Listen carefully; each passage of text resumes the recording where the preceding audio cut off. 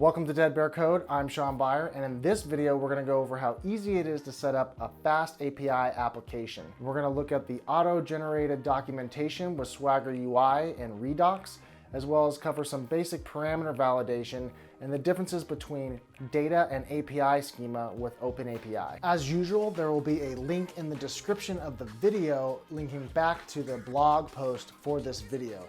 That way, if I have to make any corrections or something gets out of date, I can update it on the blog post and you'll be able to follow along there. So let's get started. A couple of requirements for this is going to be Python version 3.6 or higher, as well as a little bit of familiarity using a command line tool. You can check to see which version of Python you have by running Python -- version. And as long as you have 3.6 or higher, then you're good to go. So the first thing we're going to need to do is create a new directory, and we're going to call this one FastAPI, and then go ahead and change directories into that new folder by running cd FastAPI. Next, we need to create a virtual environment to run our application in.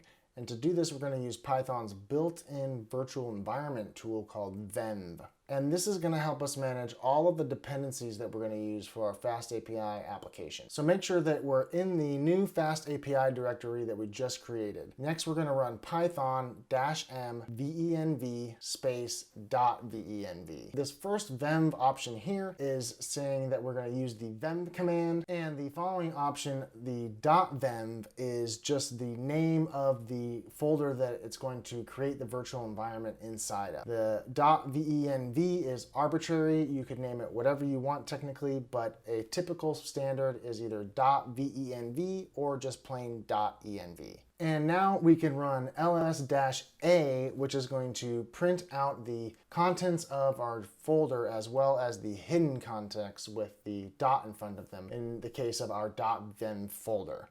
And as you can see, we now have a .venv folder inside there. We can also run ls.venv/bin in order to see the contents of the bin folder, where you'll find this activate file, which is what we're going to use to activate our virtual environment. And to do this, we're going to run source.venv/bin/activate. Great, now we're ready to start making our FastAPI app.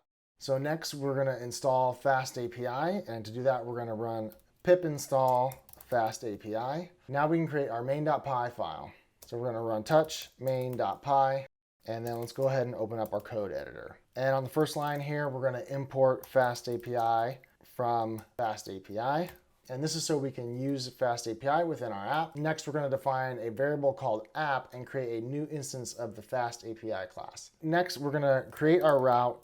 We're going to do a simple GET request with just a / and create a function that FastAPI is going to map request to that path to, so we can receive the request, do something with it, and return a response. And in this case, we're just going to return a simple dictionary with a message that says FastAPI. FastAPI is just the web framework for building the API. We also need a server for the framework to run on. And with FastAPI, it's recommended to use Uvicorn. Now, if we go back to our terminal, we're going to go ahead and run pip install Uvicorn. And to start our server, we're going to run Uvicorn main:app --port 8000 -- reload. So what this does, this main:\app is telling Uvicorn to look for our main.py file, and then it's going to take this app variable that we defined, and that's what it's going to run with. And then here we're specifying it to run on port 8000, and the -- reload flag tells it to stop and restart the server every time it detects that we've made a change while during development. So then if we go back to the browser and go to localhost 8000, we should see our message FastAPI. Okay, so let's go ahead and break this down. So here on line 1, we're importing this FastAPI class from FastAPI, and then we're instantiating a new app object of the FastAPI. And this right here on line 6, we're declaring our path. And this is kind of a couple of things into one. FastAPI uses Python decorators in order to define your path and your operation. And a typical HTTP path is made up of 3 main parts. You have your protocol, which is going to be HTTP or HTTPS, and this is telling the browser how to communicate with the website server.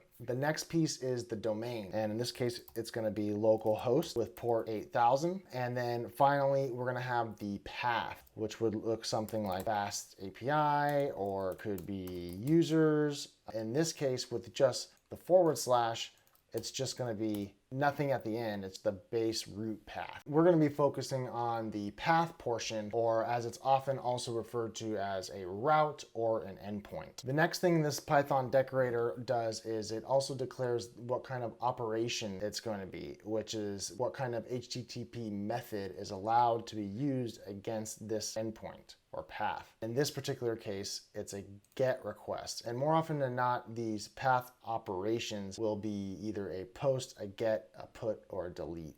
There are also a few more which FastAPI supports, but these are just the most commonly used ones. And typically a post is going to be used to create data, and a GET would be used to read data, a put would be used to update data, and a delete would be used to, well, delete data.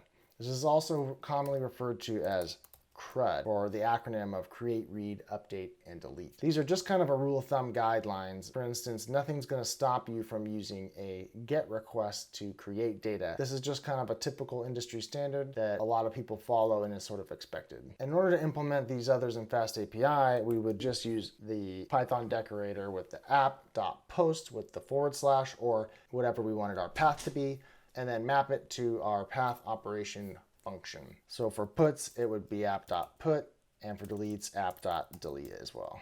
And finally, the path operation function here on line 7 and line 8 is the function that's going to be handling the request after it's been mapped from the path operation. And that's quite a bit going on right there in these 3 lines of code, which is one of the great things about FastAPI, is that in just a few lines of code, you can get a lot done. So now if we make sure our app is running by running uvicorn main app -- port 8000 -- reload, and we go back to our web browser, and if we put a / followed by docs, now we have the Swagger UI here that is going to be automatically generated by FastAPI as we build out our application. And if you remember back here on line 6, we had our GET request that is just the base path, and it's mapped to this root function. So if you come back to the documentation, you can see that right here, a GET request, and root is the name of the function that it's being mapped to. If you click on that and open it up, we can also click this try it out button and hit execute, and that lets us interact with the API as we're developing it. So you see here's the same response body with the message FastAPI. So if we go ahead and update our base path to be a path with a /message at the end and update the message, if we refresh the page, now we see that we have this message path here instead of the base path. And if we check it out, then we also get the updated message. This documentation is built using Swagger UI, and it comes built into FastAPI. However, there's also another one called Redoc that is also built in with FastAPI, and you can use that one instead if you prefer, instead of doing docs, putting Redoc at the end. And since FastAPI is based on the OpenAPI specification, it can run pretty much any interactive UI as long as it follows the OpenAPI specification. Throughout working with FastAPI, you'll hear the term schema quite a bit, and schema refers to the definition of something and not the actual implementation of it. And it also gets a little confusing because sometimes you'll hear API schema versus data schema. And API schema refers to the schema that defines what the actual API looks like and not the data specifically. And the schema is what is following the OpenAPI specification. In order to see the OpenAPI schema that's generated by FastAPI, we can just go to localhost port 8000 / openapi.json. So if we're to go back to our code editor, and we'll create a post endpoint to /users, and it's going to return this message that says successfully created a user, even though we obviously didn't create a new user. Now we can see that we have a path that goes to /users, and it's a post request. And it's going to allow these responses, and this is all automatically generated for you with FastAPI. Now, if we're talking about data schema, that's referring to the shape of the actual data that the API is allowing to be accepted and sent. And we can do that by using Python's classes. And FastAPI is using a package called Pydantic that enforces Python's built-in type hints. So if we come back and on line 2, we're going to import Pydantic's base model and create a class called user that's going to inherit the Pydantic base model. And we're going to also add in a property on there called snacks that's going to be a Python list, which is one of the primary Python types that we can define using Python's type hints. And Pydantic is going to enforce that for us, which could also be an int or a string, for example. In this case, since we'll have a lot of snacks, it's going to be a list. Next, we can have our function accept this parameter user, and it has to be of type user, which is the class that we just defined here. And we'll go ahead and also add in our snacks to the response body. So now if we go back to our API schema, we can see that our user's endpoint, the request body, is going to be accepting this schema referencing to this user here. If we scroll down to our user schema here, you'll see it has a property of snacks that's going to be required, and it has to be of type array, which is in Python is called a list. If we go back to the Swagger UI docs and we open this up, we also get an example value of what the schema can look like, and we can try it out. And we had a successful response saying created a user, and we see our snacks now. And what happens if we try and send a different type of data other than a list to our snacks attribute? So if we go ahead and delete this list and we're going to pass it just as a string, we're going to get this unprocessable entity error, and our API is not going to allow it to accept this request. And then we also get a nice little error here that says its location is in the post body and it's the snacks attribute, and it's not a valid list because in our code we said it had to be a list. And that's pretty much it. You can already see some of the benefits that FastAPI takes care of for us with having to write very little code. Thanks so much for watching this video. I hope you enjoyed it. And if you found it useful, do me a favor and give it a like and subscribe for more coding tutorials. Thanks, see you next time.